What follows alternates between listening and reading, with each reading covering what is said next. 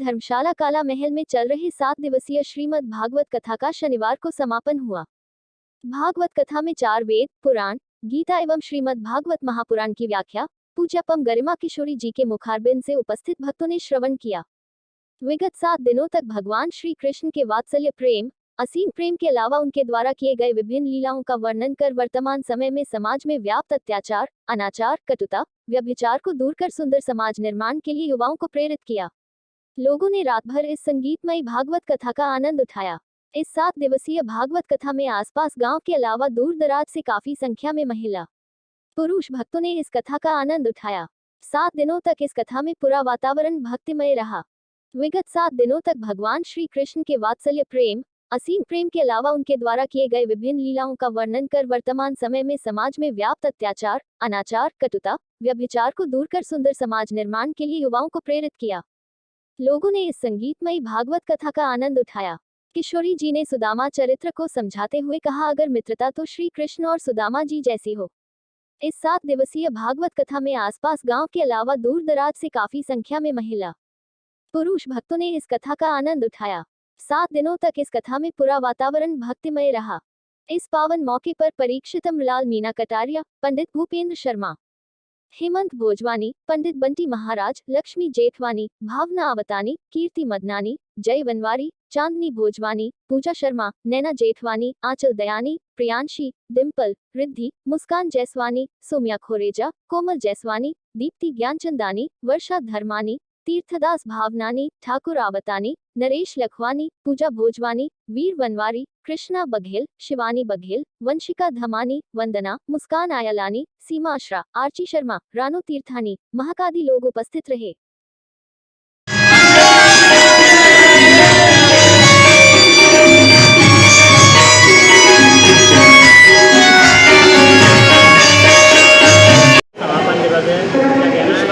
देखिए, आज कथा का विराम दिया जाएगा और बड़ा आनंद आ रहा है।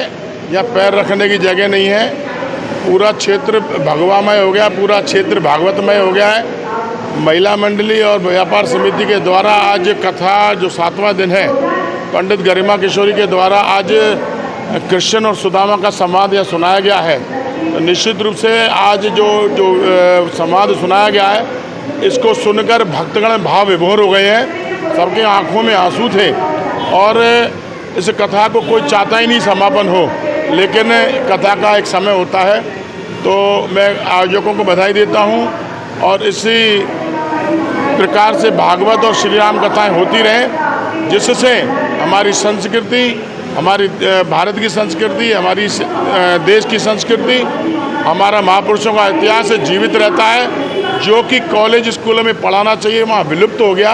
अब उसको जो है यहाँ भागवत और श्री राम कथा के माध्यम से युवा पीढ़ी को सिखाया जा रहा है। काला महल धर्मशाला में श्रीमद् भागवत दिवस महापुराण के 7वें दिवस पर पंडित गरिमा किशोरी द्वारा भागवत कथा की जा रही है। कथा का कभी भी समापन नहीं होता। कथाएं तो मोक्ष देने वाली होती हैं और प्रतिदिन ऐसी कथाओं का स्मरण करना चाहिए प्रत्येक व्यक्ति को, जिससे उसका मोक्ष हो। जय श्री कृष्ण।